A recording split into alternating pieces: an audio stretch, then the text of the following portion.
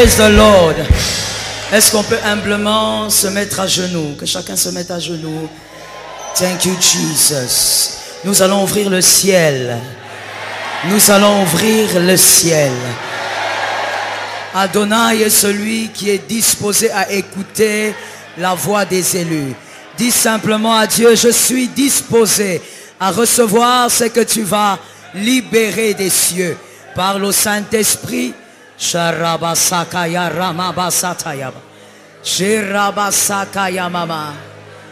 sens dans mon esprit, plus jamais ma vie sera la même. Jésus est ma réponse. Je sens dans mon esprit, plus jamais ma vie sera la même. Rakaya Rababosai. Je sens dans mon esprit, plus jamais ma vie sera la même. Jésus est ma réponse. Je sens dans mon esprit, plus jamais ma vie sera la même. Rakaya Ramabosai. Je sens dans mon esprit, plus jamais ma vie sera la même. Jésus est ma réponse. Je sens dans mon esprit, plus jamais ma vie sera la même. Même si je suis orpheline, je sens dans mon esprit, plus jamais ma vie sera la même. Jésus est ma réponse.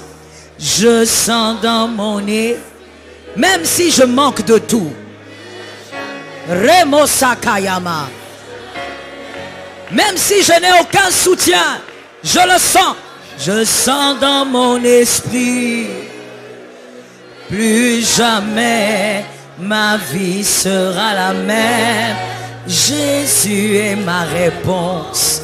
Je sens dans mon esprit, Rakoyasa, plus jamais ma vie sera la même. Saint-Esprit, le Dieu des mystères, le Dieu véritable, le Dieu incomparable, celui qui change la destinée des hommes, celui qui accomplit les miracles là où on ne voit rien, celui qui agit au-delà de l'espérance, le Dieu fidèle. Merci Saint-Esprit. Je prophétise sur toi. Si réellement tu es à genoux dans cette salle, je prophétise au nom de Jésus. Ta vie ne sera plus jamais la même. Tu ne peux pas échouer. Tu ne peux pas rater ta destinée. Tu ne peux pas rater la volonté de Dieu. Tu accompliras la volonté de Dieu. Tu avanceras avec Dieu. Tu tiendras avec Dieu. Tu vaincras avec Dieu. Tu marcheras sur les péchés avec Dieu. Je déclare au nom de Jésus, de toutes les personnes qui sont dans cette salle, aucune personne n'est la proie du diable. L'Éternel est avec toi et tu vas y arriver. L'Éternel a ouvert les cieux et tu vas capter sa volonté. L'Éternel a décidé ce soir et tu vas prendre ta part. Celui qui a reçu me donne 3 amen. Praise. Alléluia. Acclamation, ovation à Jésus. Thank you, Jesus. Alléluia. Merci Saint-Esprit. Saint-Esprit, merci d'influencer la destinée de mon frère, de ma soeur, par une vérité. Merci de changer le cours de sa vie par une vérité. Que ta parole nous guérisse. Au nom de Jésus-Christ. Amen. Tu peux t'asseoir sous l'onction. Que Jésus vous bénisse abondamment. Que l'onction soit sur vos têtes.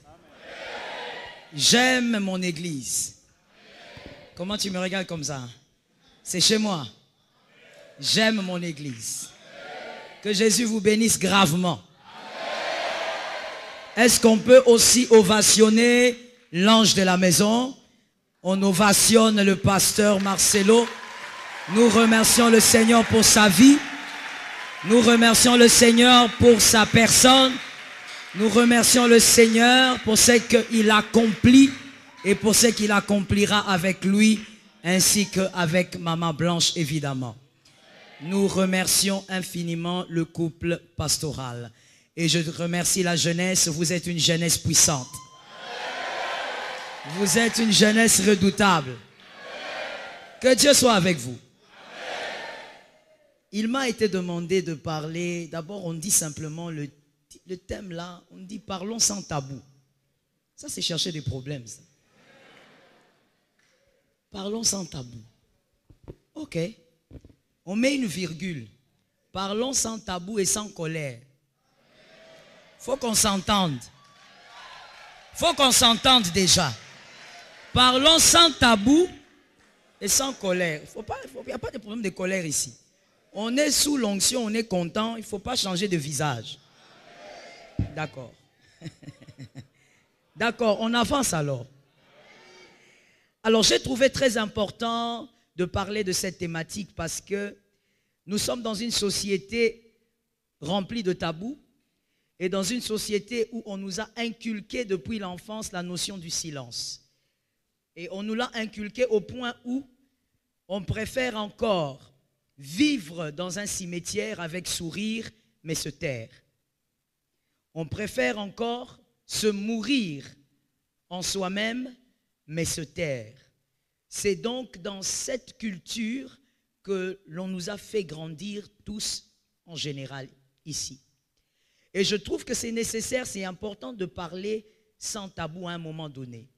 Parce que je crois que pour que certaines vases soient bien faits, il faudrait que d'autres se brisent. Si d'autres ne se brisent pas, on ne pourra pas faire des meilleurs vases. En d'autres termes, il faudrait que certains brisent le silence pour que nous ayons des meilleurs vases dans l'avenir.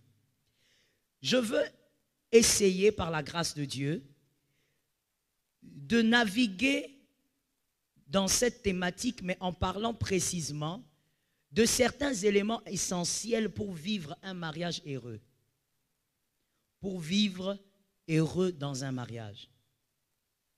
Et pour cela, je vais aborder 2 chapitres, mais je vais aborder un seul aujourd'hui et le deuxième, par la grâce de Dieu, le samedi prochain, si Christ nous prête vie. Pour toi qui écris et tu fais bien, le premier chapitre que j'aborde aujourd'hui, c'est l'incompatibilité éducationnelle.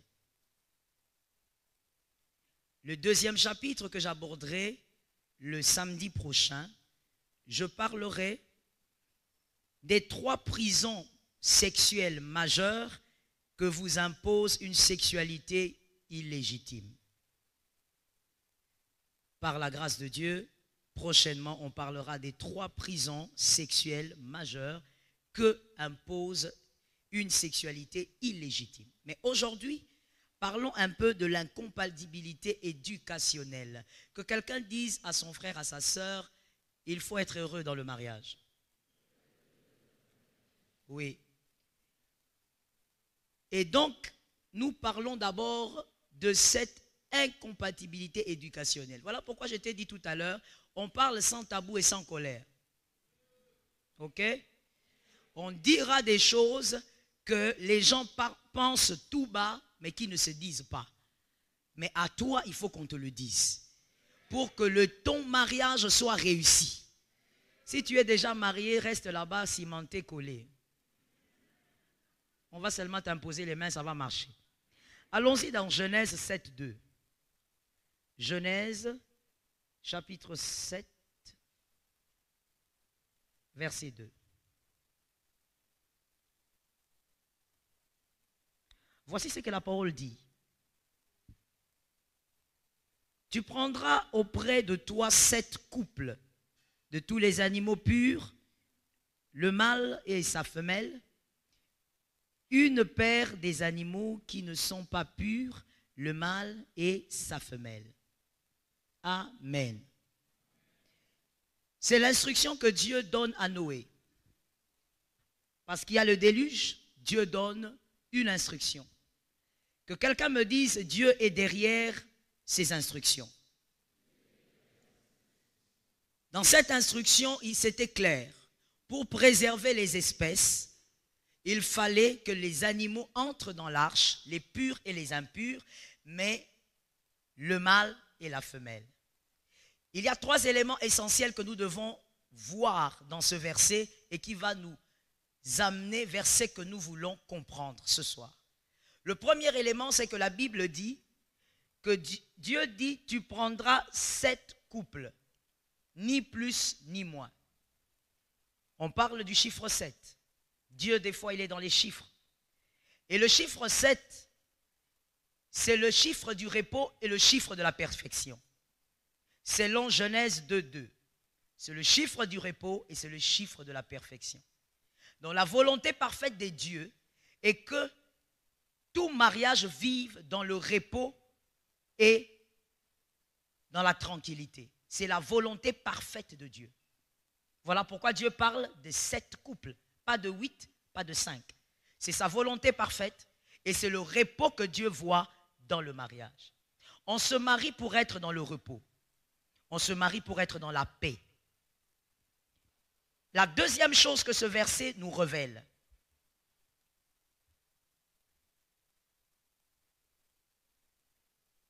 on se marie, comme la volonté de Dieu le dit, la volonté parfaite de Dieu, pour être dans la paix, pour être dans la tranquillité. Et donc, on comprend ceci. On ne se marie pas pour paraître. On se marie pour être et pour devenir. On ne se marie pas pour les Facebook. On ne se marie pas pour afficher des photos des sourires. Des sourires qui sont fausses. Parce qu'en réalité, le fond est tout autre. On se marie pour être et pour devenir. On ne se marie pas pour être ensemble. On se marie pour vivre ensemble. All right? On peut être ensemble sans vivre ensemble. C'est pourquoi Dieu est en train de parler du chiffre 7 qui est le repos. Quand il y a le repos dans un foyer, on vit ensemble. On n'est pas que ensemble. Il y a une nuance. Et pour avoir ce repos, Dieu dit à Noé que ces espèces entrent mâles et femelles. On ne peut pas vivre le repos selon la volonté de Dieu dans un mariage si vous n'entrez pas mâle et femelle. On n'a pas fait entrer là-bas femelle et femelle. Au nom de Jésus, sois délivré de ça. Parce que des fois, il y a des jeunes qui se disent, bon, moi, je ne serai jamais comme ça. Mais tu tolères quand même ces genres de choses. Tu as un ami qui est comme ça. Mon frère, tu ne peux pas avoir un ami comme ça. Un ami qui pense que s'il touche ta barbe, quelque chose va se passer. Un ami qui... Je parle ou je laisse? Non. C'est quelqu'un pour qui tu dois commencer à prier tout le temps dans la présence de Dieu. Mais il ne peut pas être ton ami. Parce qu'avec un ami, on partage certaines choses. Mais comment peux-tu avoir un ami qui, lui, pense que ta barbe là est excitante? Une barbe dure comme la tienne. Non. Noé, on a dit mâle et femelle.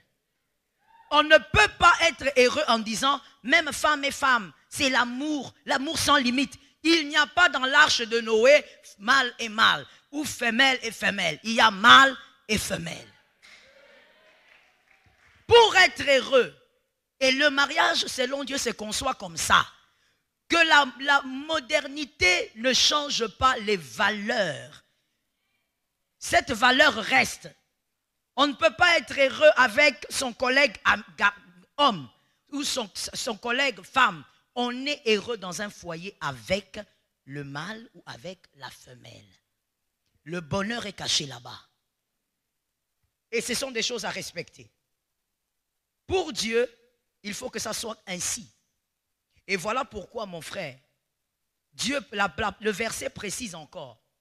Non seulement ils doivent entrer mâle et femelle, mais c'est pour préserver l'espèce. Est-ce que quelqu'un m'entend? Pour préserver, dis un peu à ton frère, c'est pour préserver l'espèce.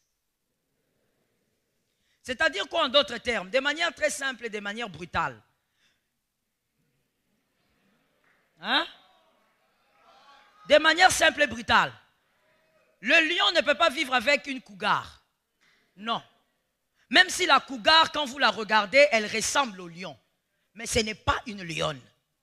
Le lion doit vivre avec la lionne.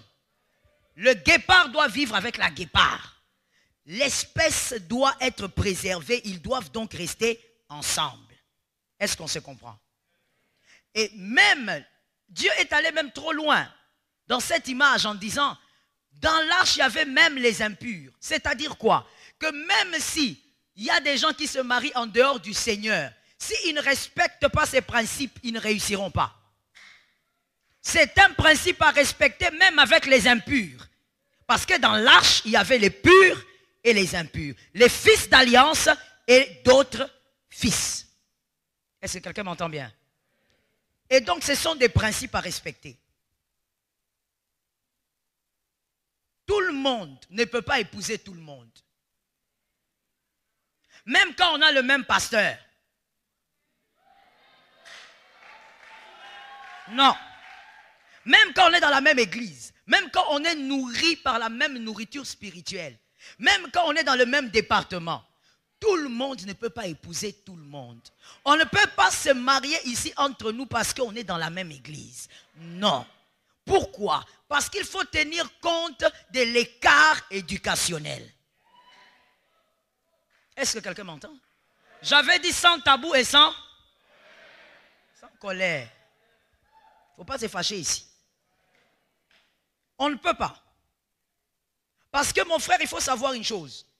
Tu peux échouer, tu peux garder ton ciel en échouant dans les mariages.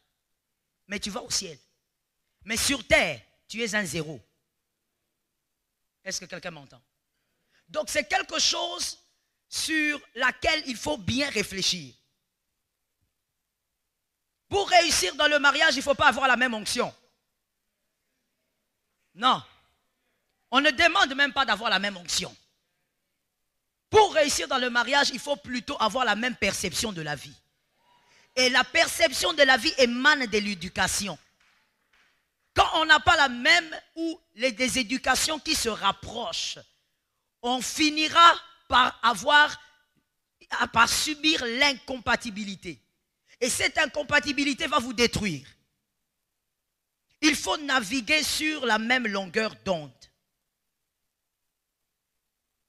Ce n'est pas en vain que Abraham, dans Genèse 24:4, Genèse 24:4, Abraham dit à Eliezer, pour Isaac, rentre dans ma famille. Version parole de vie. Rentre dans ma famille. Va choisir une fille là-bas. En d'autres termes, va prendre quelqu'un qui a été éduqué. Si ce n'est pas exactement comme Sarah l'a éduqué, va chercher quelqu'un qui a été éduqué presque comme Isaac. Que l'éducation ne soit pas trop différente.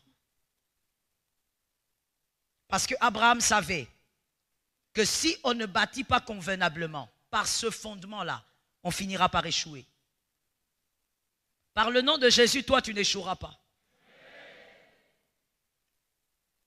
Dans le mariage, on couche avec le corps.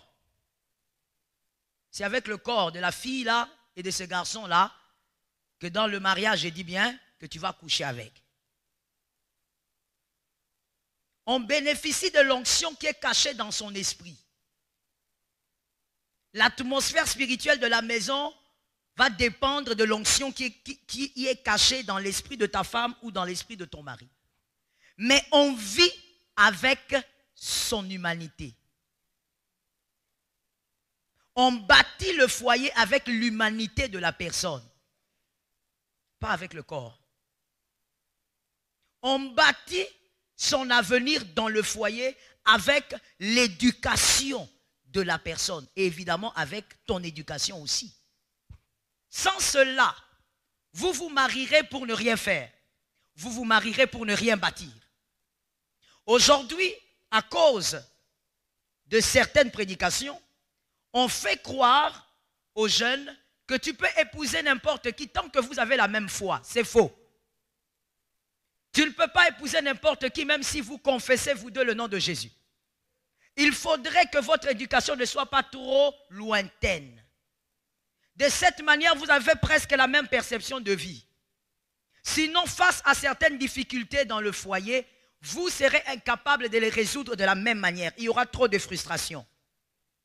Celui qui a grandi avec les parents comme Ali et Foreman ne peut pas épouser une fille ou un garçon qui a grandi avec les parents comme Marie et Joseph. Je vais expliquer. Hein? J'explique. Hein? Qui connaît Ali et Foreman? Ah, toi tu es né en quelle année? 2004. Tu ne connais pas Ali? Ali Boumier. Ali et Foreman, des grands boxeurs. Si tu as grandi avec des parents, je parle de l'éducation, tu as grandi avec des parents qui se battaient et quand ils se battaient, c'est toi qui venais séparer. Maman laisse, papa, hey! Des fois même tu tombes, on te ramasse. Tu es habitué à la bastonnade. Il y a des garçons comme ça ici, il y a même des filles. Hein. Tu es habitué à la bastonnade. Toi, tu as grandi, donc votre famille, c'est un ring. Votre famille, c'est les rings. Tu as grandi comme ça. Vous vous battez, papa se bat, les pagnes de maman sautent, allez, tu récupères toi-même. Quand tu grandis comme ça et que tu viens à l'église, quand on dit, lèvons nos mains, regarde la douceur avec laquelle tu laves les mains. Quand on dit prions, oh Seigneur, mon sauveur. Douceur. Mais en réalité, au fond de toi, il y a la sémence de Ali et Foreman. La fille qui a grandi avec Marie et Joseph, je t'explique pourquoi cet exemple. Parce que Marie et Joseph, quand Joseph ne voulait plus d'elle, ils se sont séparés tranquillement. C'est en fait l'image d'un couple qui, lorsqu'il y a des problèmes, ils arrivent à résoudre leurs problèmes dans la tranquillité. Une fille qui a cette perception de vie, avec toi, dans une même maison, ça finira par capoter. Parce que quand elle pense qu'il faut s'asseoir pour causer, toi tu veux engager. Quand elle dit, bon écoute, tu as mal fait, mais toi on va parler, tu la regardes, tu dis, tu joues avec un petit.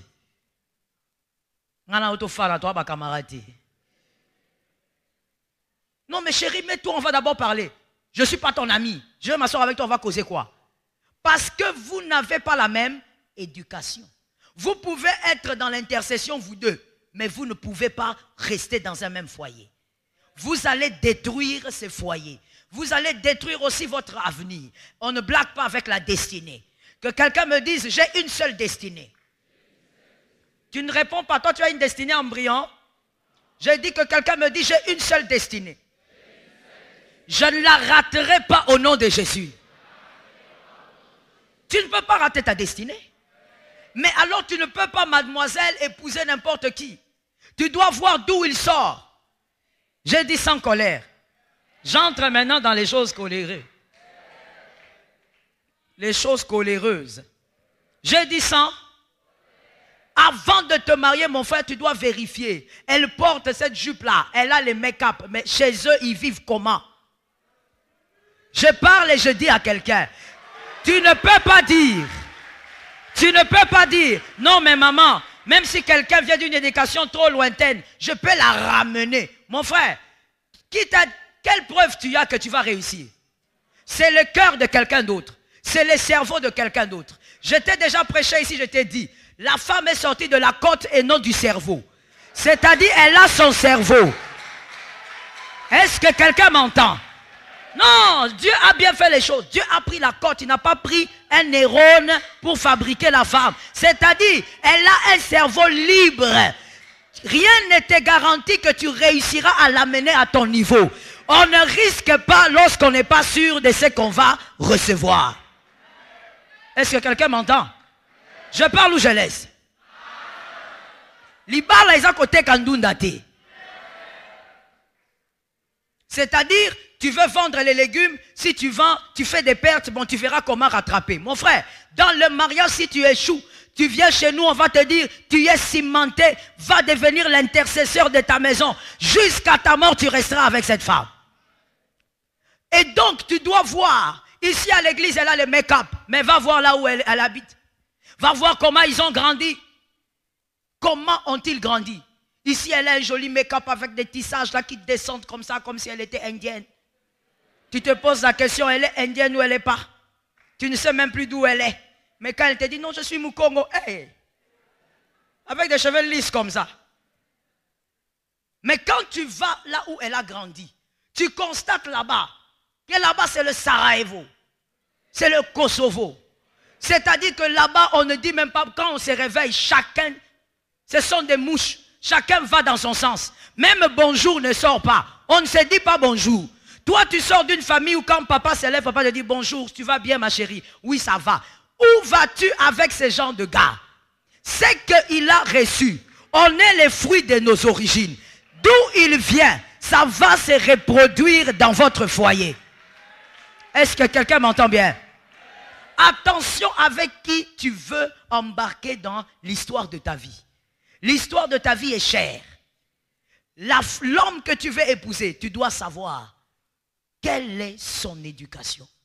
Comment ils ont grandi. Qu'est-ce qu'il peut tolérer et qu'est-ce qu'il ne peut pas tolérer? Est-ce que quelqu'un m'entend? Il y a un homme, un serviteur de Dieu, un jeune pasteur, qui se marie. D'ailleurs, jusqu'à ce matin ici, sa femme était en train de pleurer. Se marie. Mais oui. Et après quelques semaines, ah Seigneur, que les filles me disent, on entend. Il faut savoir que l'éducation d'un garçon ou d'une fille ne se révèle pas par ses dires. Il faut aller faire un tour. Est-ce que quelqu'un m'entend bien? Toi, mon frère, tu as courtisé une fille ici à l'église, tu t'es limité seulement à l'église, tu l'accompagnes seulement à l'arrêt. Et tu veux l'épouser. Un jour, prends la moto, va là-bas. Un jour, il faut aller là où il vit, là où elle vit. Ce jeune serviteur s'est marié et 2 semaines après, la fille commence à pleurer. Elle appelle. Elle dit, cet homme, ce garçon n'est pas pasteur. C'est un faux pasteur. Ce garçon n'est pas pasteur. Je vous dis, hein. Oh, mais comment ça, il est faux pasteur? Nous, on connaît, il est pasteur. Non, maman, il est faux pasteur. Qu'est-ce qu'il a fait? Non, maman, il me bastonne alors que je suis enceinte. Il me tape. Écoute-moi très bien, mademoiselle. Je t'aime. Chouchou. Coucou. Noix de coco. Noix de cola. Ces choses-là, c'est bien. Mais il faut aller au-delà. Il faut savoir avec quel type d'éducation tu t'embarques. Est-ce que quelqu'un m'entend bien? Parce que ça finira par définir quel type de foyer vous aurez. Que l'Éternel vous épargne. Il faut faire la part des choses. On peut aimer quelqu'un, on peut apprécier quelqu'un, on peut vouloir vivre avec quelqu'un, mais il faut vérifier. Est-ce que vos éducations ne sont pas trop éloignées? Il y a des choses qu'on ne rapproche pas. Ça ne va pas marcher. Ne te laisse pas tromper par la beauté. Ça, à l'intérieur, ça ne va pas marcher. Parce qu'il y a un trop grand écart. Je donne un exemple. Je ne vous demande pas de lever la main, parce qu'il est préférable que tu ne lèves pas. Les garçons qui ont grandi sans père, qui ont grandi qu'avec maman parce que la vie a eu ses circonstances. Ces garçons-là font partie des garçons les plus capricieux. Ils sont très capricieux.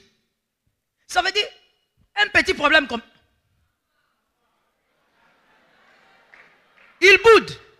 Un petit problème, vous vous êtes disputé un peu comme ça, il boude. Il ne va pas t'écrire, il attend que toi, la fille, tu commences. Bébé, ça va? Lui, vraiment, il est vraiment bébé. Ça veut dire quelqu'un qui a grandi comme ça, il n'y a pas que ça. J'avais dit, sans tabou. Quelqu'un comme ça, non seulement il est capricieux parce que papa n'était pas là, il a été très dorloté par la mère, qui a essayé de jouer les 2 rôles, mais c'est aussi un garçon qui n'a pas de repère masculin. Et comme il n'a pas de repère masculin, ça sera un garçon qui sera trop exigeant. Il va commencer à t'exiger des choses au-delà de la normale. Un garçon comme ça qui se marie, si l'église ne l'aide pas, s'il n'a pas des hommes qui l'aident, voilà pourquoi il faut souvent prier pour votre pasteur. Il faut souvent prier pour lui, prier pour son épouse, parce que le travail qu'il accomplit sur vous, vous ne pouvez pas le mesurer.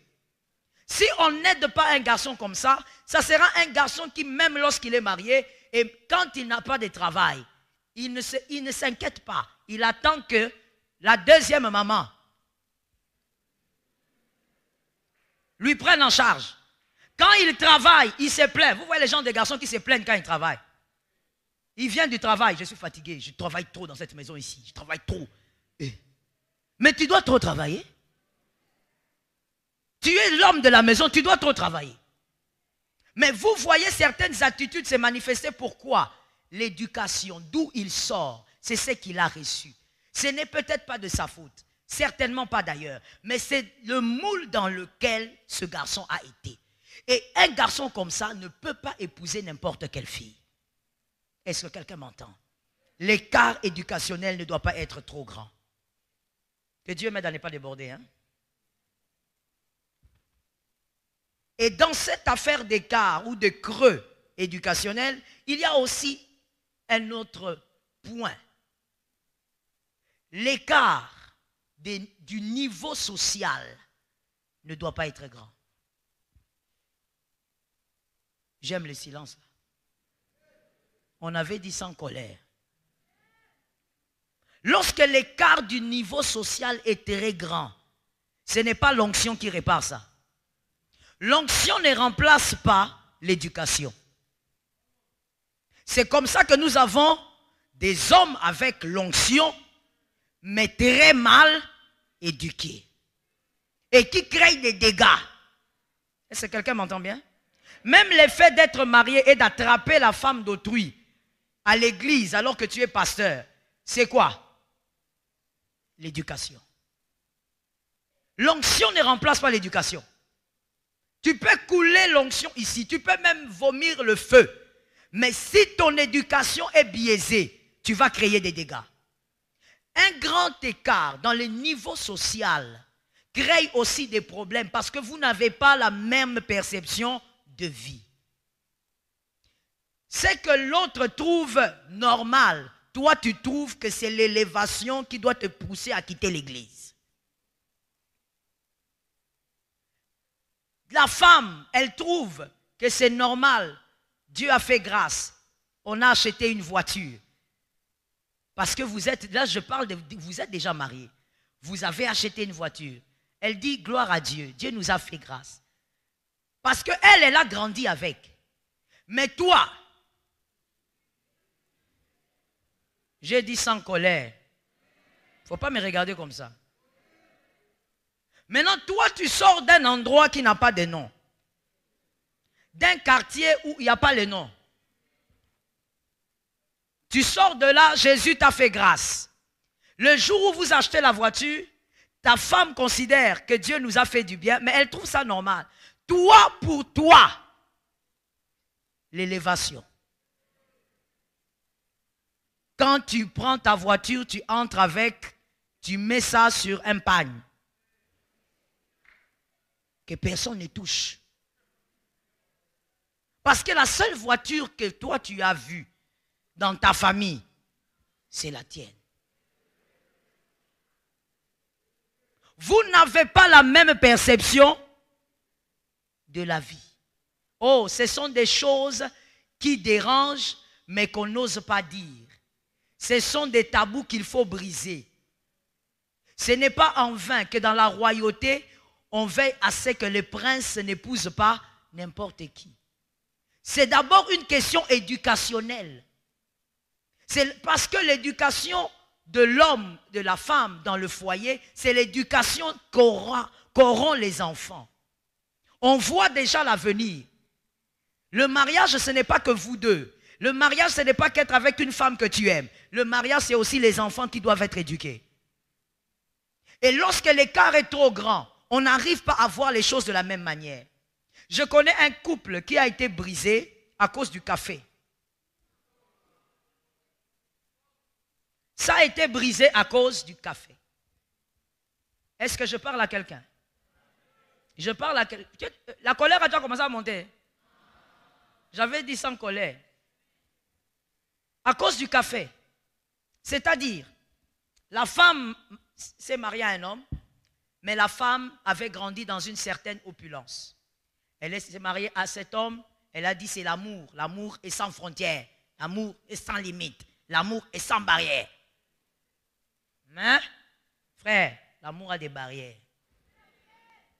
Il y a des barrières que si tu franchis ces barrières, on va te ramasser à la petite cuillère. Vous avez dit sans tabou, non? Vous vous êtes créé des problèmes. Ils se sont mariés. Alors, la famille de la fille avait l'habitude d'organiser des petites réceptions de famille le week-end. Et là-bas, on y allait, les femmes avec leur mari. Et cette fille aussi est allée avec son mari. Arrivée là-bas, c'était l'heure maintenant d'être à table. On prend le repas. Le papa est assis, le papa de la femme. La maman avec les autres gendres et les sœurs de la fille à table. Et on a servi. Il commence à manger. Et directement, celui qui servait venait, il met des tasses pour prendre un peu de café pendant le repas. Le gars, on lui a mis la tasse. Il a regardé. Hey! Oh, biloko mindele.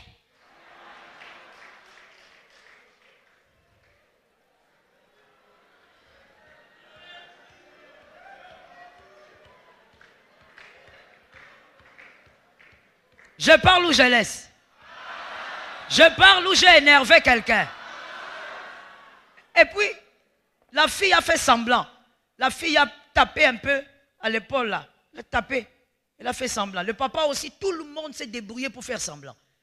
Et les garçons, frère, tu sais que quand tu sors de quelque part, donc le gars là, toujours le problème éducationnel. Comme on ne lui a pas appris que frère, à certains moments quand on te fait des signaux, il faut le laisser. Ça aussi c'est quoi? L'éducation. Il y a des gens qui ont grandi sans ça. Ils ne savent pas que si on te fait des signes, même des yeux, là, ça veut dire que aux autres déconner. Le gars, on lui fait des signes. Alors lui là-bas, n'est-ce pas chérie? Tu dis quoi? Oh, ça c'est quoi? On lui dit c'est un peu de café. Et ça c'est la maman, la belle-mère maintenant qui dit non, c'est un peu de café juste pour la digestion. Et maman, moi je n'ai jamais vu ça dans ma vie.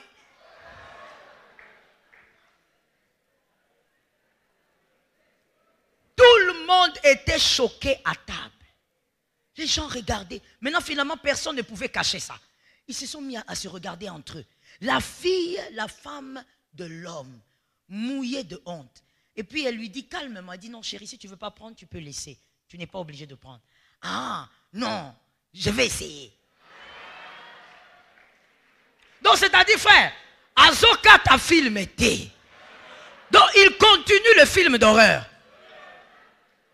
On est en train de trouver des moyens pour interrompre, mais non, lui non. Il continue. Et puis, il prend encore la tasse. Il dit, hey, c'est chaud. Alors, et puis, par scandale, c'est comme si vous savez, comme on dit, des fois, les diables, il aide certaines personnes.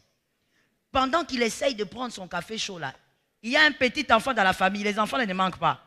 Les petits enfants qui rôdent dans la famille là, qui foutent la honte aux gens. L'enfant là, il vient là, il dit, tonton, mais comment tu vas faire si tu montes dans l'avion? Et lui, le tonton, hé, dans l'avion, je ne peux pas monter. Je vais mourir là-bas. La femme a regardé. Elle a dit, papa, je crois qu'on doit rentrer. La femme lève son mari, dit, chérie, on rentre. Parce que pourquoi elle est partie? Parce que pendant tout ce temps, les maris des autres, en train de se moquer. Ses propres sœurs, en train de se moquer. Il n'y avait que son père qui était là, qui regardait. Ils sont sortis. Et quand ils sortaient, la femme était déjà fâchée. Et le gars, ah chérie, les lotoliers biloko mindele. Donc il évolue.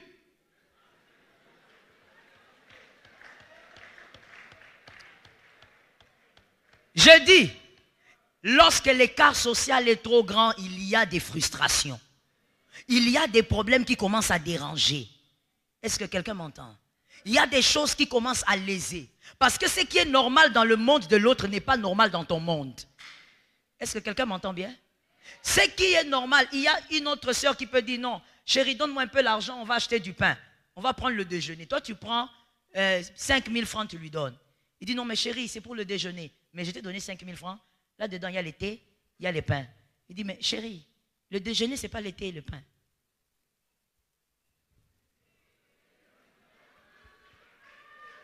Il faut un peu de fromage, un peu de jambon, un peu. Maintenant, toi, tu regardes, tu dis, pourquoi? Ngana kola bongote, na bogarte. Est-ce qu'on se comprend? Je connais un couple qui a eu un autre problème, c'est maintenant au niveau des enfants. C'était tellement chaud qu'ils étaient obligés de nous chercher. La femme a dit, moi, mes enfants vont étudier dans telle école. L'homme a dit, niet. Pourquoi? Ils vont étudier dans cette école-là. Moi, j'ai étudié dans une école où on se mettait à terre. N'est-ce pas que je suis intelligent? Ils vont étudier seulement. La perception des vies n'est pas la même. La femme dit, non, on va se battre même si c'est cher, que les enfants étudient dans une bonne école. Non, pourquoi? Ils vont étudier dans cette école là-bas. Là où le professeur lui-même dit, le pastèque. On dit même le prof lui-même, il ne sait pas trop placer les articles. C'est là où le papa veut que les enfants grandissent. Pourquoi? Dans son monde à lui, c'est normal. Est-ce que quelqu'un m'entend? Lorsque l'écart est trop grand, cet écart social que nous banalisons, même pas, nous ne banalisons pas, nous taisons cela. Pourquoi? Parce qu'on dit non, mais on est frères dans le Seigneur. On est frères dans le Seigneur, mais on n'est pas obligé d'être mari et femme. On est frères dans le Seigneur, retrouvons-nous au ciel. Mais réussissons sur terre. Est-ce que quelqu'un m'entend bien? Il y a quelqu'un qui se pose la question, mais maman, maintenant dans la Bible, maintenant, si on veut prendre la Bible, moi je suis très bibliste. Écoute, David a été pris derrière quoi? Ah, j'aimerais avoir des réponses. Je sais qu'ici on lit la Bible. David a été pris derrière quoi? Les brebis. Dieu l'a pris pour faire de lui quoi? Un roi. Mais avant qu'il ne soit roi, il était porteur d'armes de Saül. Pourquoi Dieu l'envoie là-bas? Parce qu'il doit apprendre ce que les brebis n'apprennent pas. Il doit apprendre ce que la forêt n'apprend pas. Joseph a quitté chez son père pratiquement préadolescent, vendu par ses frères. Mais quand il est vendu, la destinée de Joseph était ses rêves. C'est-à-dire, ses frères doivent s'incliner devant lui. Mais pour que Joseph devienne ministre, en quittant ce Jacob préadolescent, il n'a presque rien appris. Même s'il a grandi avec un papa riche, mais il n'a pas eu l'éducation des nantis. Alors qu'est-ce que Dieu fait? Il doit passer par Potiphar. Potiphar est celui qui a appris à Joseph comment on se tient, comment on parle quand on est chef. Je n'ai pas entendu les amens. Est-ce que quelqu'un m'entend bien? Non, non, il faut que je me lève. C'est-à-dire, Joseph, il n'a rien appris, il était préadolescent. Mais lui, il doit être ministre en Égypte. Et l'Égypte, ce n'est pas n'importe quoi. L'Égypte, c'est la grande puissance de l'époque. Et pour ça, ça doit être un homme qui est bien fait. Mais pour qu'il soit bien fait, il doit apprendre de quelqu'un qui a aussi de la hauteur. Et Dieu lui fait passer chez Potiphar. Là-bas, Potiphar lui apprend petit. Écoute, quand on dirige les gens, on se tient comme ça. On parle comme ça. On ne marche pas avec les dos courbés comme quelqu'un qui veut tomber. On se tient droit. On fait ceci. C'est comme ça que Joseph, quand il est devant Pharaon, Pharaon dit, il a non seulement l'intelligence, mais il a la carrure. Est-ce que quelqu'un m'entend bien? Il a quoi? La carrure, mon frère. Lorsqu'il n'y a pas la carrure face à certaines choses, même face à ta propre destinée, il y a des choses que tu vas rater si tu n'as pas la carrure. Est-ce que quelqu'un m'entend bien? Et donc, il faut tenir compte de ça. Tu aimes cette fille, c'est bien. Mais est-ce que cette fille saura s'adapter à l'éducation qu'elle va trouver chez toi? Est-ce que les symbioses de vos éducations, est-ce que ça va produire quelque chose de bon? Ce n'est pas au nom de la foi qu'il faut fermer les yeux face à cette réalité. Parce qu'il y a des couples qui se brisent tous les jours parce que l'écart est trop grand. On doit tenir compte de ça.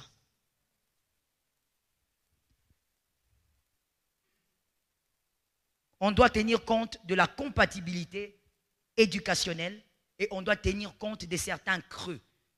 Éviter ces genres de creux. Je donne un autre exemple pour terminer. Esther, la Bible nous révèle qu'elle était une petite orpheline. Elle a été parrainée, éduquée par son tuteur qui était son cousin. Mais cette femme qui sort du néant, elle devient reine. Des fois, il y a des filles qui me donnent cet exemple et disent, maman, mais regarde Esther, elle sortait du néant, elle est devenue reine. Alors je dis ceci, est-ce que vous savez comment est-ce que le foyer royal se passe? Toi, tu crois que ton foyer, c'est le foyer royal. Le verset, la parole de Dieu nous relate elle-même que Esther, quand Mardochée lui dit, va intervenir auprès de ton mari. Qu'est-ce qu'Esther dit? Je cherche les lecteurs de la Bible, ils sont où? Les jeunes lisent la Bible, n'est-ce pas? Qu'est-ce que Esther dit à Mardochée?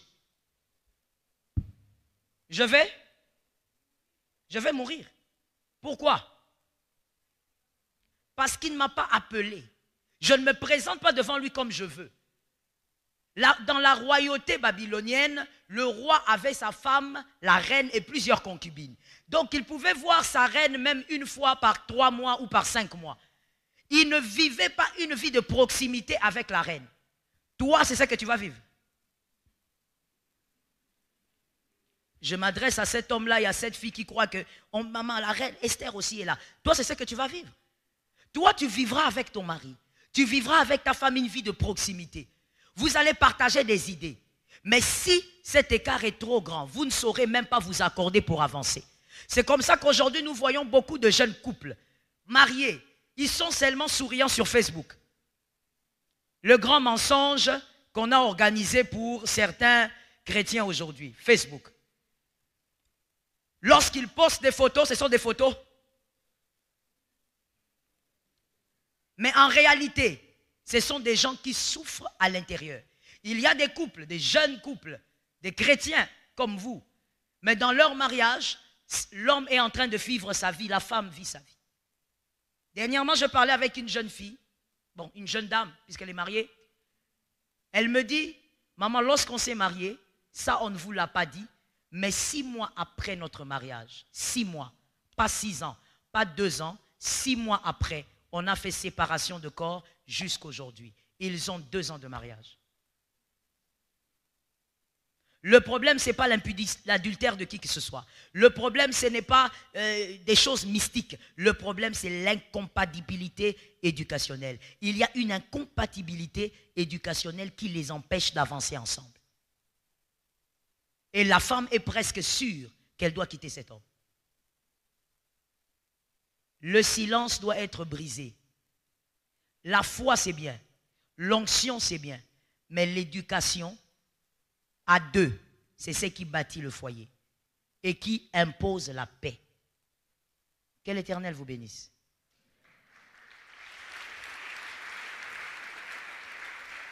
Amen. Alors nous allons passer à la série des questions. Nous allons prendre 5 frères et 5 sœurs. Et il y a des micros qui vont passer. Vous avez une question, une préoccupation. Et pendant ce temps, on va gagner le temps. En même temps, les membres du protocole vont se tenir là. Nous allons offrir au Seigneur et puis bénir en même temps la parole. Vous avez des questions. Les micros sont là. Levez juste votre main, gauche ou droite, et vous aurez le micro. Donc le frère Jacques et le frère Israël pour cela.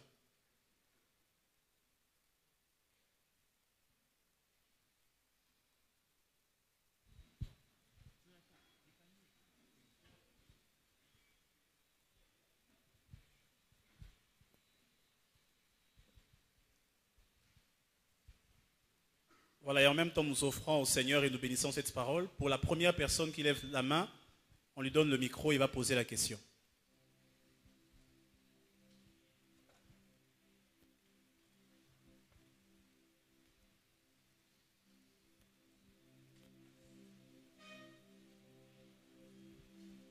Approchons s'il vous plaît, offrons au Seigneur.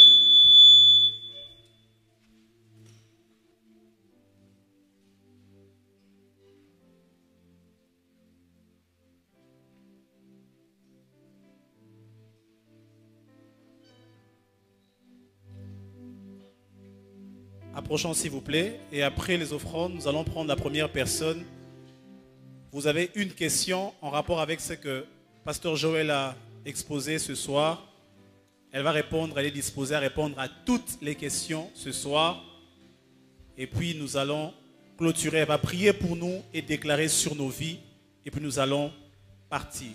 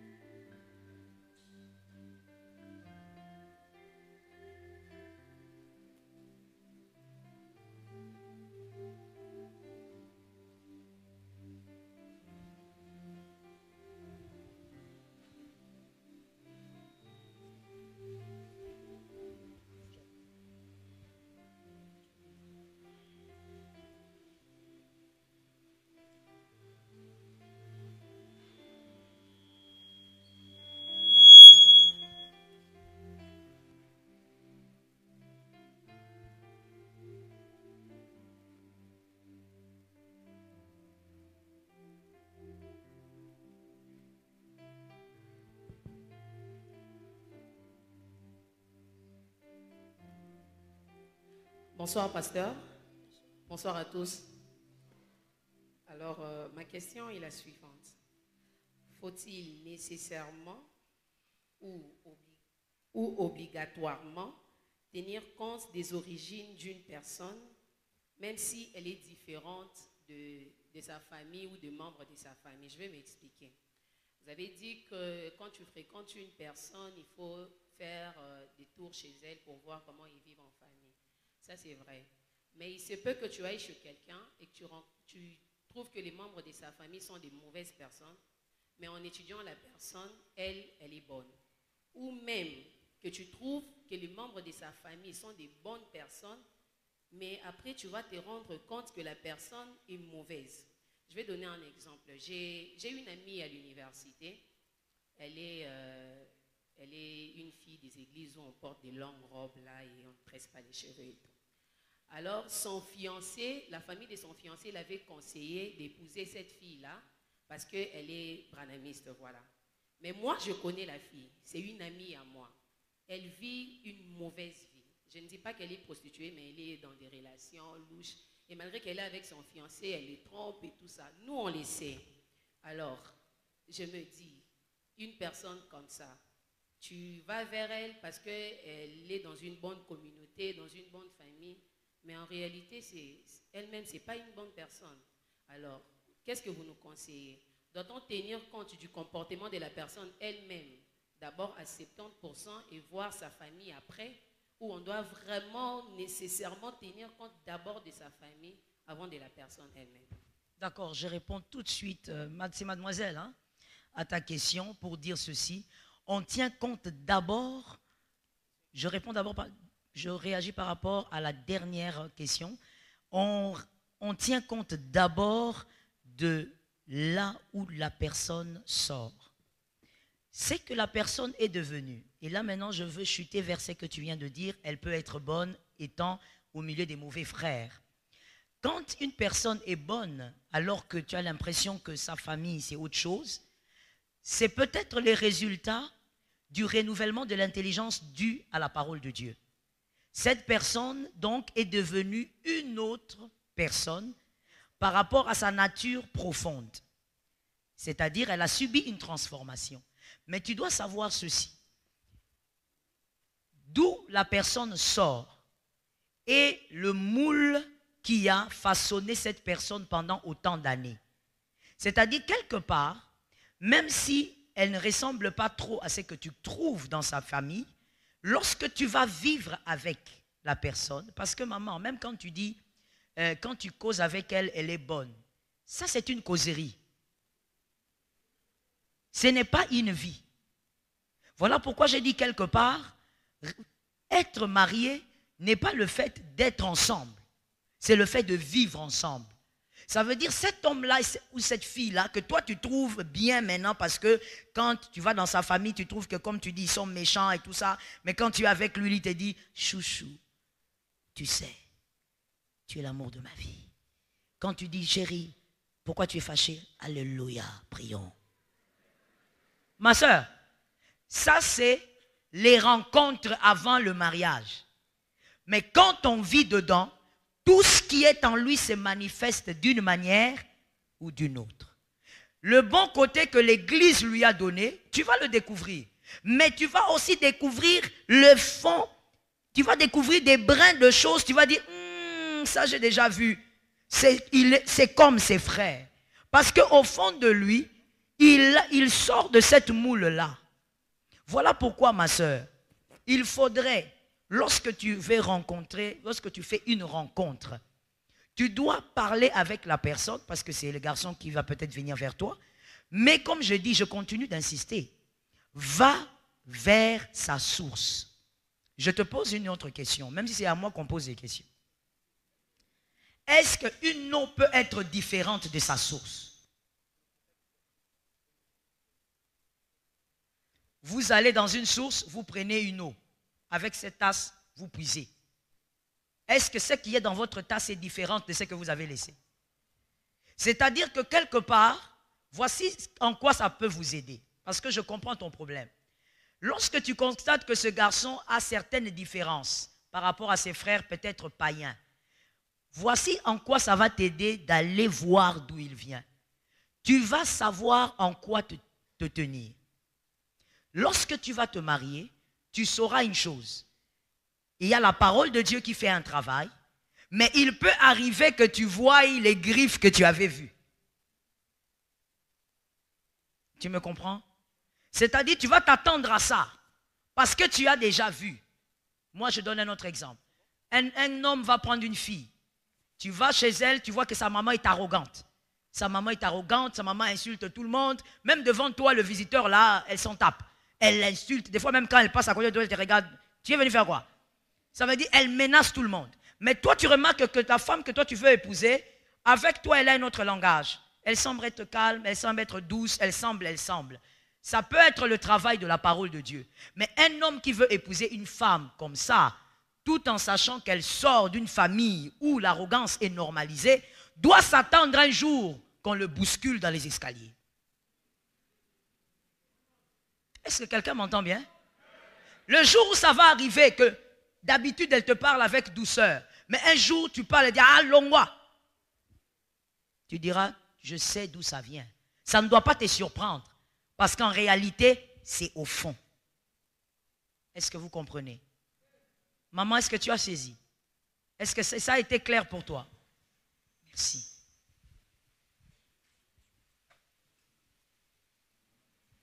Bonsoir maman. Bonsoir. Bonsoir à tous. Alors, ma question est la suivante. Au fait, on peut grandir dans un milieu où on a tout. On part dans une bonne école, on roule dans des belles voitures, on a la possibilité de voyager grâce aux parents, mais nous n'avons pas l'affection et l'amour de nos parents. Alors cela, j'ai constaté que cela nous affecte psychologiquement. Et à un certain âge, on prend conscience que les parents ne nous donnent pas assez d'affection. Mais quand on remarque, on arrive à un moment où on se dit que c'est trop tard, les parents peut-être sont déjà vieux, ils n'ont plus vraiment le temps de te suivre à la lettre, que ce soit dans les études ou dans la vie courante. Alors, quand je dis que c'est psychologiquement, ça peut nous suivre juste dans notre foyer. Alors, ma question, elle est la suivante. Comment faire en sorte que cela ne puisse pas nous suivre? Comment, au fait, à partir du moment où on prend connaissance de cela, que nous puissions interrompre cela, au fait, que ça ne puisse pas nous suivre? Tu as une très belle question. Tu sais, j'ai répondu aussi à cette question dans ce livre. Ce livre est sorti hier et je te le conseille. Tu arrives à lire le titre? C'est trop loin? Le titre, le mariage n'est pas un jeu. C'est le titre. Je te le conseille. Comme j'étais en train de parler avec les responsables de la jeunesse, je leur disais, si un célibataire lit ce livre et il échoue dans son mariage, il est le sorcier de sa vie. J'ai répondu à ça aussi dans le livre, mais je te dis ceci. Maman, c'est une très belle question. Une très belle question parce qu'il y a beaucoup de jeunes filles surtout qui se retrouvent dans ça. Elles ont tout, mais sauf l'affection des parents. Alors voici, le mariage n'est pas un lieu qui va rassasier votre soif d'affection. Si tu oses entrer dans le mariage avec... Parce qu'au fait, c'est quoi la tendance, ma fille? C'est que comme tu as un vide affectionnel ou affectif, tu vas essayer maintenant de combler ça, de chercher un homme qui va combler. Cet homme va devenir non seulement mari, mais il va devenir papa et maman. C'est-à-dire, tu vas chercher qu'il comble tout ce vide. Et parmi les conséquences aussi, c'est que tu ne voudras pas voir cet homme avoir d'autres relations. Parce que tu auras l'impression qu'on est en train de bouffer ton amour. Il est en train d'émietter ton amour. Lorsqu'on a un vide affectif, c'est qu'on fait, c'est qu'on va se déverser auprès de celui qui peut vous remplir totalement. Jésus doit être ton premier amour et tu dois prier pour qu'il remplisse le vide. Tu ne dois pas considérer Jésus comme un donneur de pain, tu dois le considérer comme le père que tu n'as pas pu avoir, la mère que tu n'as pas pu avoir. Règle ça avec Jésus avant de rencontrer un homme. Surtout ces hommes que je vois ici. Très dangereux ceux que vous m'avez mis ici devant. Dangereux. Hein, maman? Ne va pas régler ça avec un homme avant de régler ton problème. D'ailleurs, je conseille aux jeunes sœurs, sois vrai avec toi-même. Sois sérieuse avec toi-même. Voilà pourquoi j'ai dit, le mariage n'est pas un jeu. Ne blague pas avec ta destinée. Avant de t'engager sérieusement avec un homme pour le mariage, règle d'abord ton problème affectif. Prie et demande au Seigneur de combler ce vide. Mais réalise aussi, maman, qu'aucun homme ne peut combler ce vide si ce n'est Dieu. Parce que tu vas dire, c'est mon mari qui va le faire. Tu vas commencer à t'appuyer sur lui. Dans les fiançailles, tu ne sentiras pas trop le vide. Parce que dans les fiançailles, ces hommes ici, ils vous envahissent plus que des sangsues. Tu mets la tête à gauche, WhatsApp. Tu ouvres le WhatsApp. Tu es mon sucre d'orge. Tu veux mettre la tête à gauche. Un autre message arrive. Sans toi, la vie serait néant. Donc, ils vont, pendant les fiançailles, tu ne sentiras même pas son absence. Parce qu'il va envahir. Mais dans le mariage, c'est là maintenant que la vie va se dessiner. C'est là maintenant que tu sentiras que le mari n'est pas celui qui peut tout combler. Il y a des choses que seul Dieu peut combler. Sois amoureuse de Jésus avant d'être amoureuse d'un homme. Sois gravement amoureuse de Jésus avant d'être amoureuse d'un homme. C'est parce que moi j'étais gravement amoureuse de Jésus avant de me marier que j'ai dit à Jésus ceci. L'homme que tu vas me donner. Non, j'ai dit l'inverse. Hein, c'était l'inverse. Ça fait quand même 18 ans, hein, il faut comprendre. J'avais dit ceci. Si j'aime un homme, même s'il marche sous l'or, même s'il est beau comment, même s'il a une onction qui fait pousser les églises seules, si toi tu n'es pas d'accord, je ne m'engagerai pas. Parce que j'étais d'abord amoureuse de Jésus, plus que de tout homme. C'est comme ça que si Jésus dit non, je peux me mettre du côté de Jésus. Je ne veux pas faire comme certaines filles façon ici. On te dit, Jésus n'est pas d'accord avec ça. Ah, on n'a pas bien prié. Moi aussi j'ai prié. Tu commences à être rare à l'église. Tu fuis le département. Quand tu vois le numéro de ton responsable, tu mets mode silencieux. Pourquoi? Parce que cet homme-là, je suis convaincu. Toi, tu es convaincu. Toi, on t'a dit que quand quelqu'un est amoureux, il est convaincu. Tu n'es pas convaincu, tu es amoureux. Que quelqu'un me dise, ce n'est pas la conviction. C'est l'amour. Tu es amoureux. Un homme amoureux, les convictions là sont perdues. Une femme amoureuse, les convictions. Voilà pourquoi vous êtes graciés si vous avez des encadreurs qui vous dirigent vers la réussite. C'est bon, maman? Que Dieu te bénisse.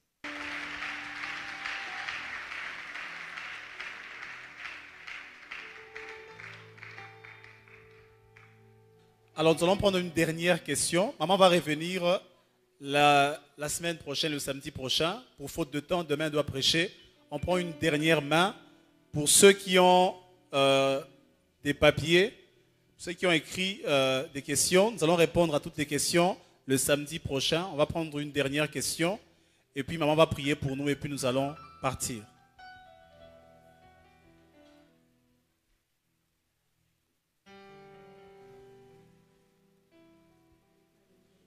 Bonsoir, maman. Bonsoir.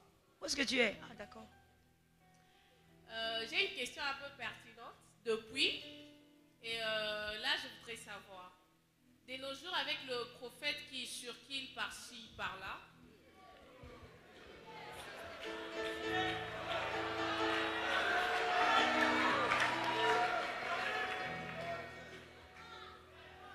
comment faire alors que tu es dans une relation que tu as à entretenir depuis toujours? Et il se présente pour te dire que voilà, ce n'est pas l'homme de ta vie et c'est moi l'homme de ta vie. C'est fini? Non, c'est pas Allez-y. encore fini. Laissez-la parler, s'il vous plaît, oui. Et il se présente en disant que c'est lui l'homme de ta vie. Or, vous avez dit qu'il y a des hommes ou soit de femmes prédestinés à être ensemble. Et dois-je accepter ce qu'il me dit? Et ma deuxième question est la suivante. Est-ce important que le frère soit plus spirituel comme ça? Genre, il vient vers toi, il te propose à entretenir une relation, puis à un certain moment, il commence à te répondre très court, brièvement en fait. Salut, salut, bonne journée. Ta deuxième question, elle est laquelle? Est-ce que l'homme doit être trop spirituel? C'est ça? Voilà. Ah, maman, un homme.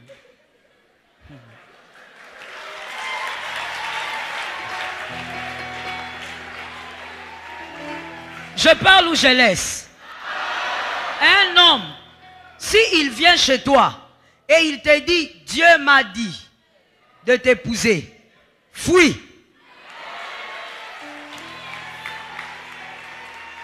Je veux te dire, parce que lorsque quelqu'un dit Dieu m'a dit de t'épouser, les jours où ça va capoter, il va dire Dieu. En fait, son bouc émissaire pour aimer une femme, c'est Dieu. Un homme doit avoir des tripes. Un homme doit avoir des tripes. Il doit être capable d'affronter la femme qu'il veut lui-même, sans prendre Dieu dedans. Même si Dieu a parlé, que ça soit un booster pour lui pour dire, voilà, Dieu est d'accord. Mais il doit draguer la fille systématiquement. Sérieusement. Est-ce que quelqu'un entend? Je parle ou je laisse? Quand un homme n'est pas un bon dragueur, il faut un peu se méfier. Parce que, écoutez, le mariage a ses hauts et ses bas. À des moments, vous allez bien, à d'autres moments, ça ne va pas. Vous avez des problèmes financiers, il y a beaucoup de choses. Mais quand vous êtes dans des difficultés là, maman, quand vous êtes dans des problèmes, surtout financiers, j'insiste sur le financier, parce que la femme ne supporte pas ça. Des problèmes financiers. Il faut au moins qu'il y ait quelqu'un qui vienne te dire, chérie, Yosimba,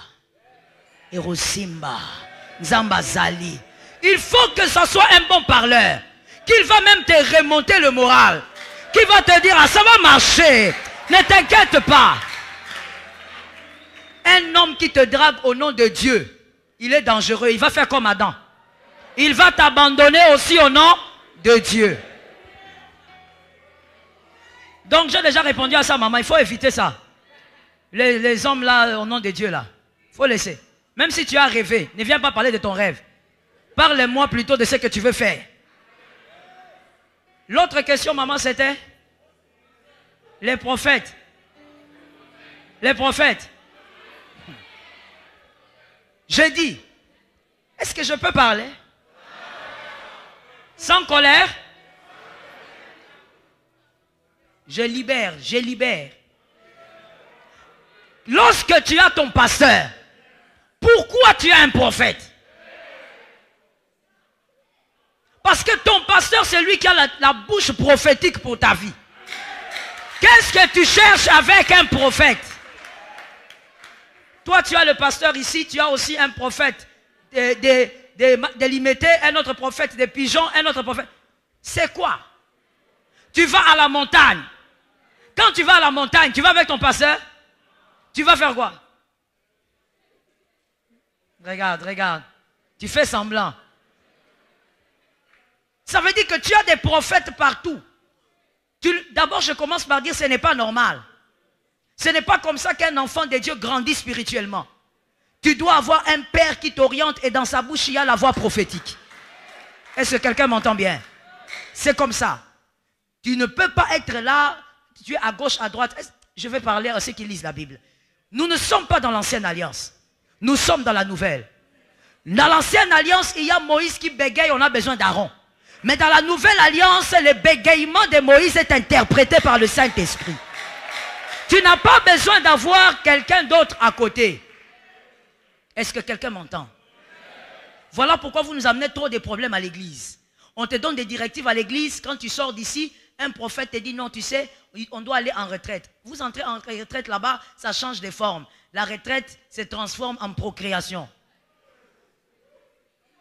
Une retraite à genoux devient une retraite allongée, couchée. Maintenant, je réponds aussi à cette question-là. Il vient, il te dit, c'est moi l'homme de ta vie. Comment? Comment toi tu es avec quelqu'un? Il veut déloger quelqu'un parce que tu es l'homme. Dis-lui ceci. Si vraiment tu es l'homme de ma vie, le Dieu qui t'a parlé, que ce soit le Dieu qui va rompre cette relation. Parce que j'ai entendu la sœur dire, tu es dans une relation et lui te dit, je suis l'homme de ta vie. Si c'est le même Dieu, que ces dieux-là viennent aussi te parler et que ces dieux te sortent de la relation d'où tu es. Mais ne pousse jamais quelqu'un parce qu'il te dit que lui est convaincu. Sinon, un jour, tu vas accuser Dieu. Tu diras, je me suis marié parce qu'il m'avait dit. On ne se marie pas parce que quelqu'un te dit. Même pas celui qui doit t'épouser. On se marie par conviction. Dieu est avec toi. Tu as des preuves spirituelles. Dans ce livre, je parle quelque part des signes prophétiques qui précèdent le mariage. Les signes prophétiques que tu peux voir pratiquement, qui peuvent te dire, ça c'est bon, ça c'est pas bon. J'en parle ici. Si tu vois ce genre de choses, tu n'as même pas besoin d'aller chercher ton pasteur. Le mal est là. Ma soeur, vous avez entendu? Ma soeur, vous êtes où? Ah, j'ai répondu à votre question. Que l'Éternel vous préserve des prophètes. Des prophètes maléfiques. Parce que les bons, il y en a. C'était la dernière question? Ah.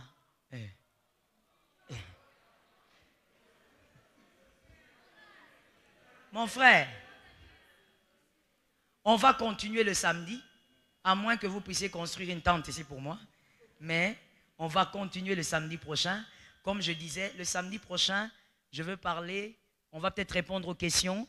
Hein, on va commencer d'abord par répondre aux questions, parce que je vais parler des 3 prisons majeures qu'impose une sexualité illégitime.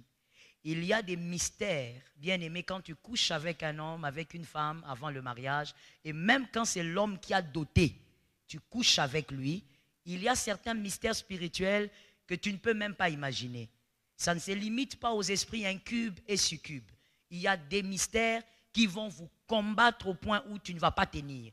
Il faudrait qu'on vienne apprendre comment vaincre et surtout pourquoi la Bible a raison quand elle dit de ne pas coucher avant le mariage, de ne pas avoir des relations sexuelles.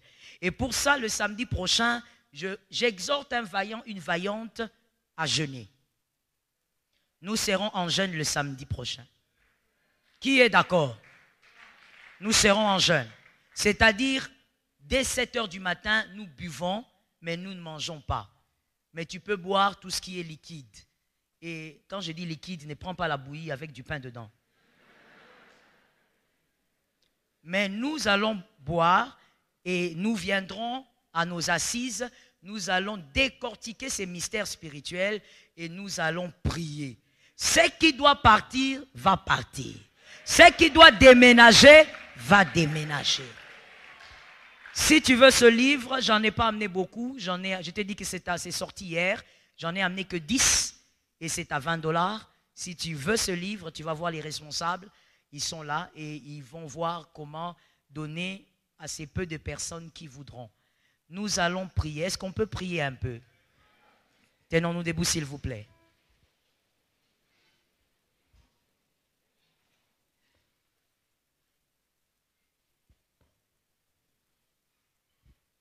Alléluia, Amen. Alléluia, Amen. Oh.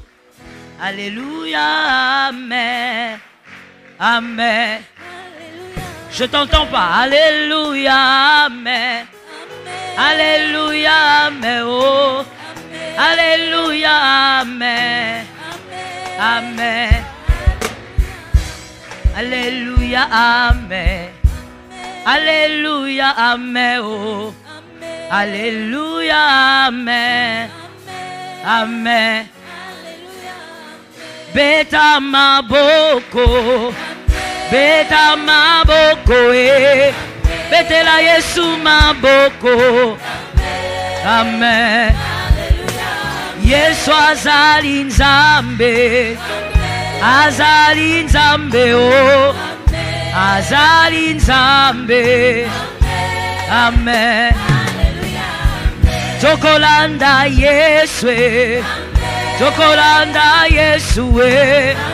Kinona suka. Amen.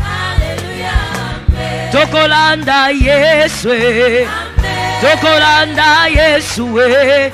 Yesu azali nzambe. Amen. Yesu azakosala. Azakosala. Yesu azakosala. Amen. Yesu azakosimba. Azakosimba. Yesu azakosimba. Amen. Yesu azamalambwe. Azamalambwe. Yesu azamalambwe. Amen. Totomboli Yeswe. Totomboli Yeswe. Tobeti milolo. Amen. Totomboli Yeswe. Totomboli Yeswe. Totomboli Yeswe. Amen. Lève tes mains s'il te plaît. Nous allons prophétiser tous ensemble 7 fois. Je réussirai quoi qu'il arrive. Est-ce que quelqu'un m'a entendu? On y va. 1, 2, 3. 2. 3. 4. Sois convaincu. 5. 6. 7. Prophétise que tu réussiras. Prophétise que tu réussiras. Shera mama bosotoman. Rekaya rema bosota. Sheri ma bosotoman. Shekeye rebebe. Esprit de vérité. Esprit de grâce. Esprit de puissance. Esprit de fidélité. Saint-Esprit, le rocher de ma vie. Au nom de Jésus, je crois que quoi qu'il arrive, même si le diable se lève, la réussite est pour nous. La réussite est dans notre côté. La réussite est chez nous. La réussite est sur nos têtes. Je prophétise que la réussite se manifeste. Shora mama bosete. Shera kaya mama. Yere basata yabo. Shere masaka yabo. Shire masata yabo. Shire besete bos. Shekaya ramama. Shere besete. La réussite au nom de Jésus. La réussite au nom de Jésus. La réussite au nom de Jésus. La réussite au nom de Jésus. Shere makoye rebosete. Yera mabosata. Merci Jésus. Merci Seigneur. Bien-aimé, lève tes deux mains comme un bon prophète. Tu vas prophétiser. Il y a une onction. Tu vas prophétiser que tu seras la référence des réussites dans ta famille. Le diable veut t'empêcher de réussir dans ton mariage, mais tu seras la référence de la réussite. Je veux prophétiser et tu diras, je serai la référence. Au nom de Jésus. Après ma prophétie, tu déclares, au nom de Jésus, tu dis, je serai la référence. Par l'autorité de Jésus, je serai la référence. Référence des réussites. Dans ma famille, quoi qu'il arrive, je réussirai dans mon mariage. Je serai un modèle. L'onction de la victoire est sur ma tête. Je réussirai. Malgré les pressions, malgré les attaques, malgré les combats, je réussirai dans mon mariage. Prophétise que tu réussiras. Prophétise au nom de Jésus. Sharamabos, Atayarabababos, Sherababababa, Yerabababa Sheta, Ramabosotayama, Sherebasakayamo. Jésus de Nazareth, le Dieu de grâce, le Dieu de victoire, le Dieu de puissance, le Dieu incomparable, la force des âmes, le rocher redoutable. Tu permets à mon frère d'y arriver. Tu permets à ma soeur d'y arriver.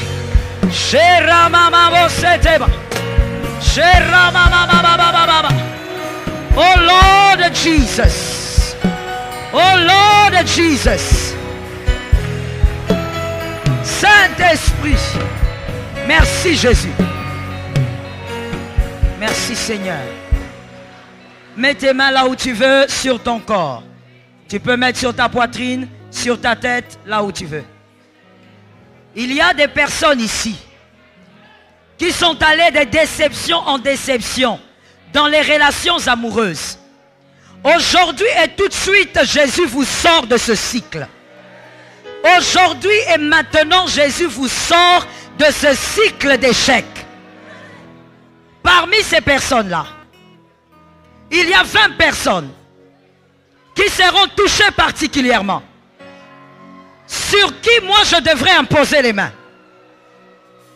Pendant ce temps, tu déclares seulement dans ton âme, je dois réussir. Amenez-moi ces personnes, je dois imposer les mains. À ces 20 personnes, elles sont à 20. Trop d'échecs, trop de déceptions répétées, trop d'humiliation. Parce que le diable veut le maintenir dans cette position. Le diable est un menteur. Jésus-Christ est vainqueur. Vous sortez de cette condition-là. Amenez-les s'il vous plaît. Amenez-les s'il vous plaît.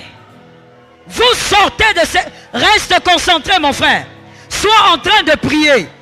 Déclare que toi tu ne subiras pas ces choses. Tu ne dois pas subir ces choses. Tu sors maintenant au nom de Jésus. Tu sors de cette condition-là. Amenez-les.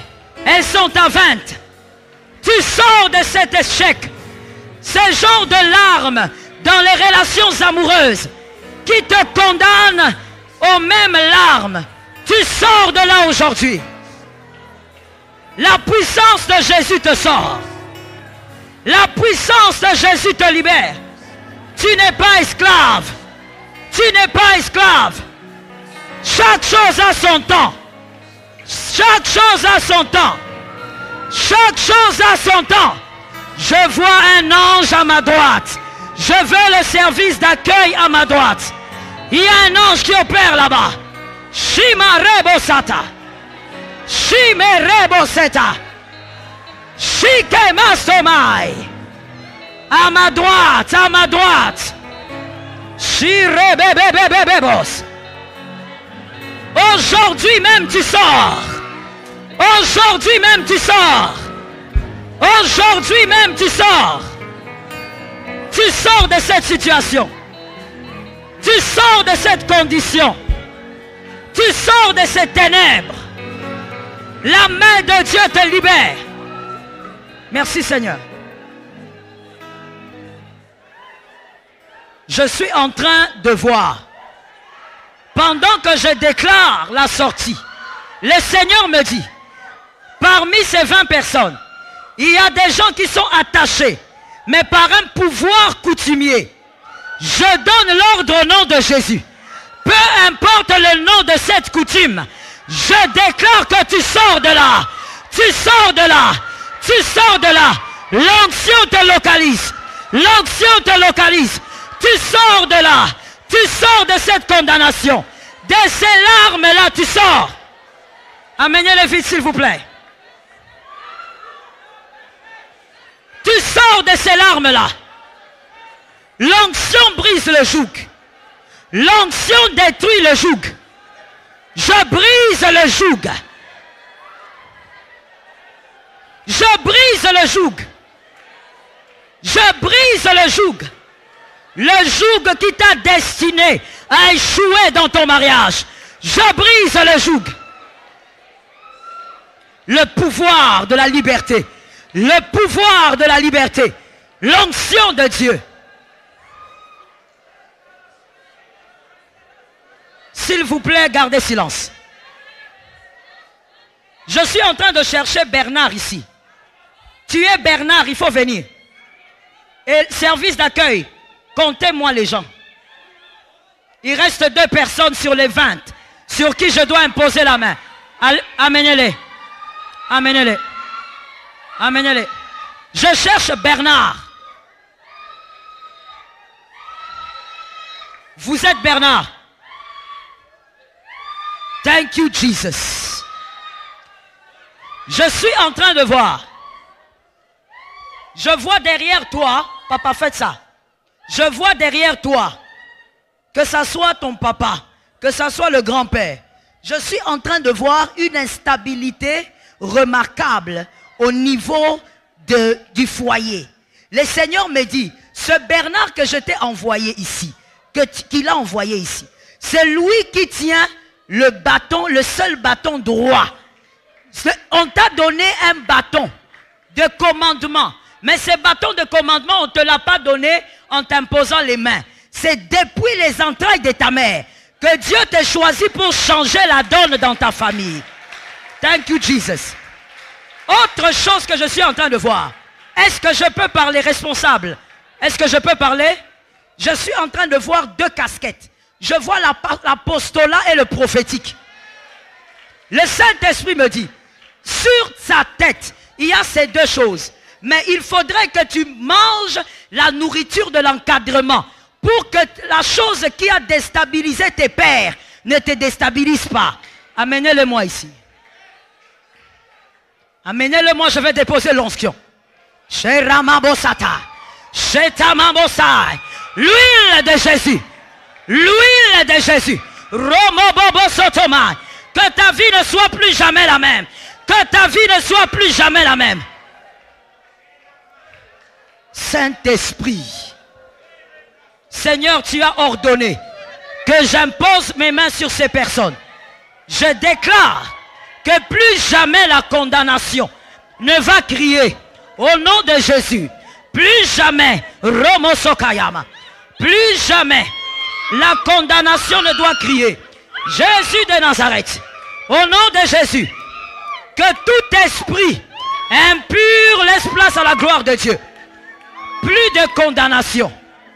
Je déclare la grâce. Je déclare la grâce.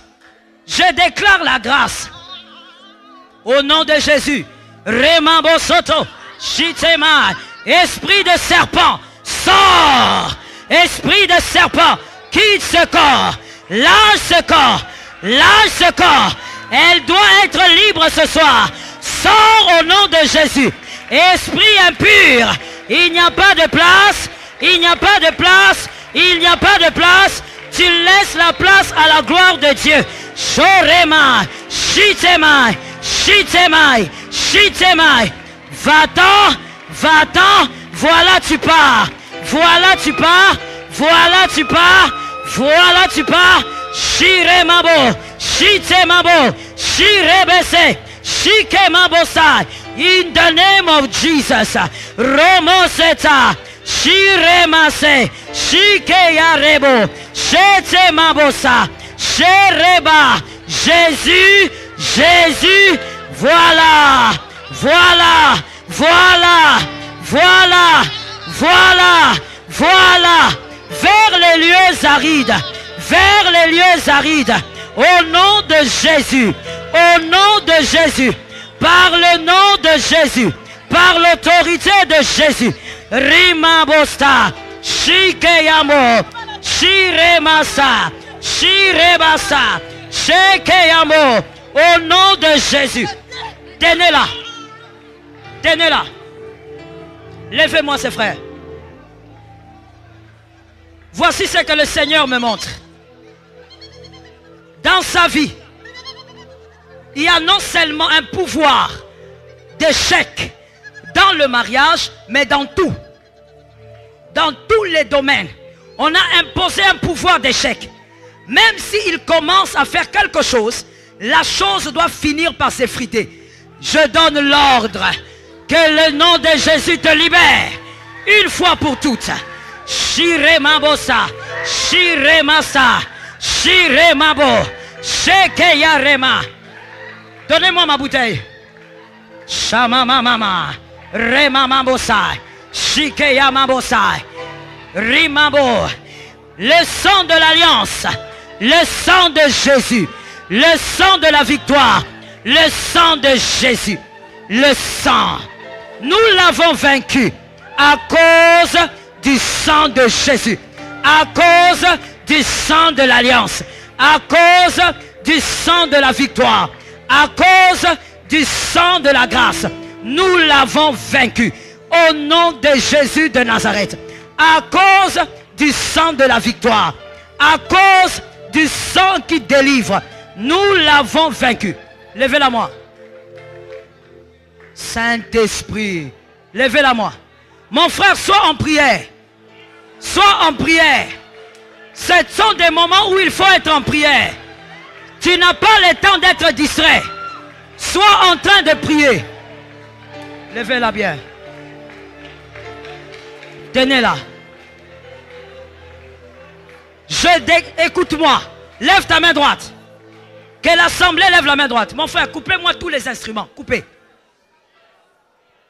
Je déclare au nom de Jésus l'ordonnance qui condamnait cette sœur est déchirée ce soir. Tu me donnes un amen, c'est ta sœur. L'ordonnance qui condamnait cette sœur à un célibat diabolique est brisée ce soir. Peu importe ses origines, le Seigneur Jésus l'introduit dans une nouvelle alliance. Elle vivra la main de Dieu. Elle vivra la main de Dieu. Tenez-la. Elle vivra la main de Dieu. Elle vivra la main de Dieu. Elle se mariera. Elle se mariera. Elle se mariera. Au nom de Jésus. Au nom de Jésus. Aucun pouvoir ne peut retenir sa vie. Aucun pouvoir ne peut retenir son âme. Au nom de Jésus de Nazareth. Par le sang de l'alliance. Nous déclarons qu'elle est victorieuse.